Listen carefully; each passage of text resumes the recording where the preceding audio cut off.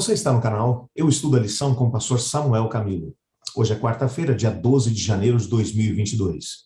E o tema que estudaremos na nossa lição da Escola Sabatina será: Por meio dele, Deus fez o universo.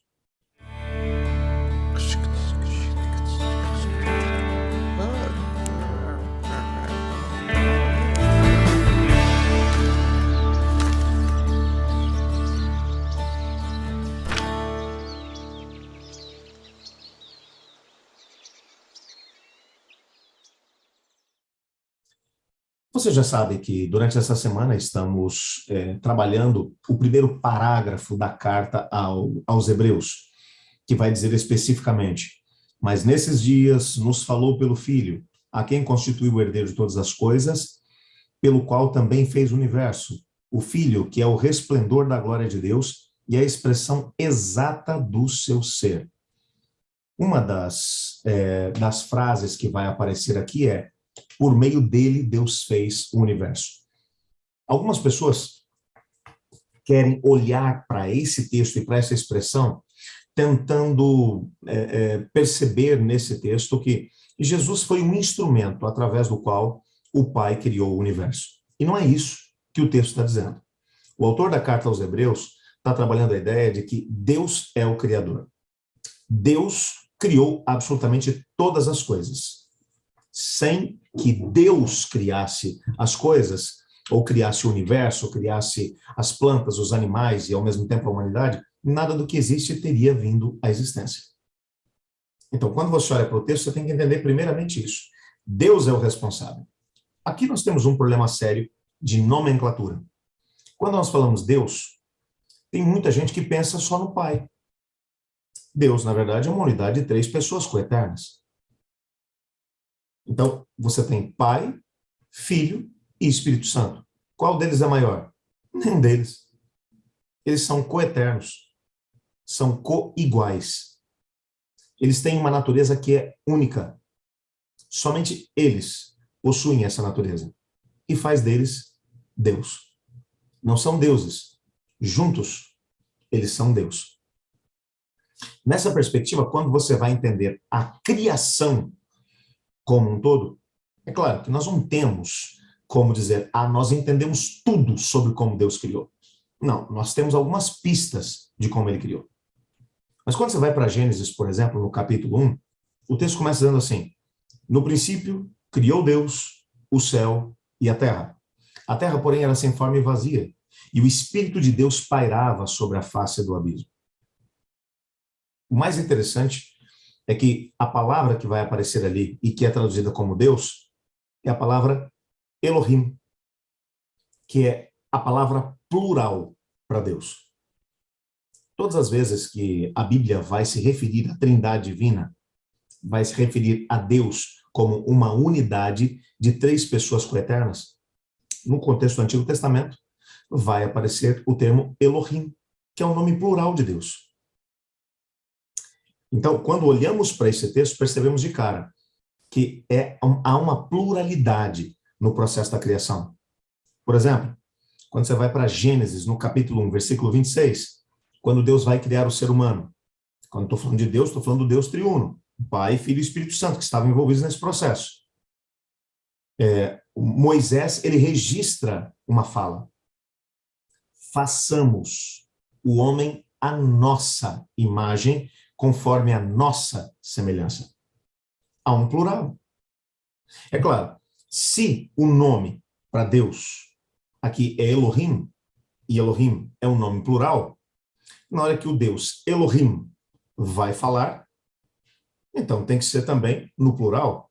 Então, quando Deus Elohim fala, ele diz: façamos o homem à nossa imagem, conforme a nossa semelhança. É claro que você não compreende tudo quando você lê apenas esse texto. Mas quando você vai para João capítulo 1, por exemplo, João capítulo 1 vai dizer: no princípio era o verbo, ou a palavra. O verbo, ou a palavra, era Deus. O verbo estava com Deus e todas as coisas foram criadas por ele, e sem ele, nada do que foi feito se fez.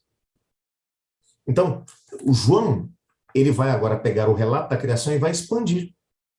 O que o João está dizendo é que no processo da criação, aquele que disse, haja luz e houve luz, foi a segunda pessoa da Trindade Divina.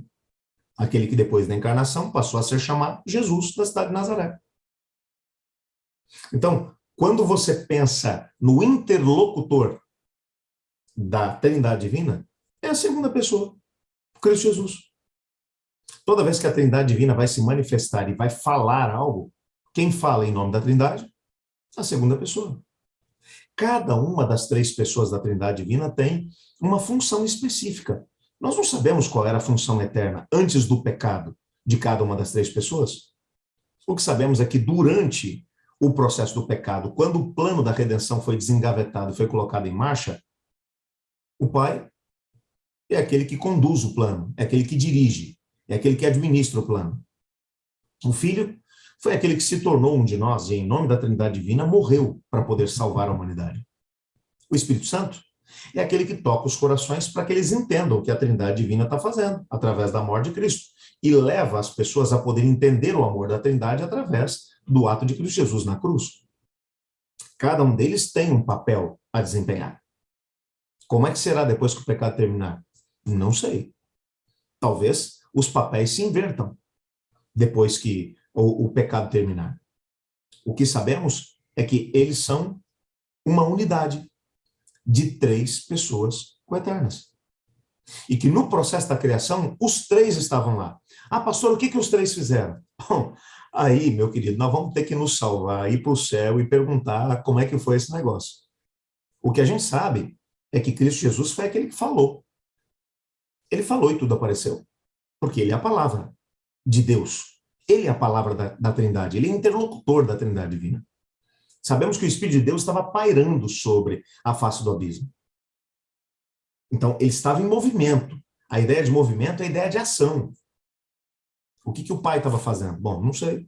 A Bíblia simplesmente diz que Deus criou. Então, em alguns textos bíblicos, você percebe nitidamente que o texto está dizendo que Deus é o Criador, referindo-se ao Pai. Existem outros textos que vai dizer o Filho é o Criador, referindo-se à segunda pessoa da Trindade Divina. Em outros textos você vai encontrar o autor bíblico dizendo que o Espírito de Deus criou. Está errado? Não, está tudo certo. Os três estavam unidos no processo da criação.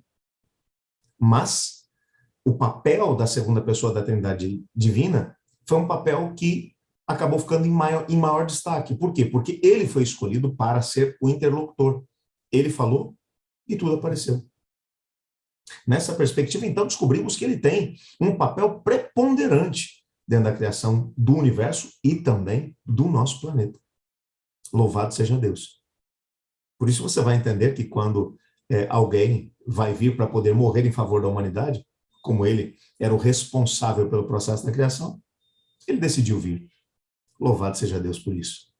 Vamos agradecer a Deus, ao Deus triuno, por ter nos criado. Obrigado, Senhor Deus, porque o Senhor nos ama. Obrigado, Pai. Obrigado, Filho. Obrigado, Espírito Santo, porque cada um de vocês desempenhou um papel dentro do contexto da criação. Mas obrigado, acima de tudo, porque no processo da redenção, vocês também têm um papel a desempenhar de forma ativa para poder nos salvar. Ajuda-nos a sermos gratos por termos sido criados. E ajuda-nos a sermos obedientes para podermos alcançar a salvação. Pois é em nome de Jesus que oramos. Amém. Eu estudo a lição. E você?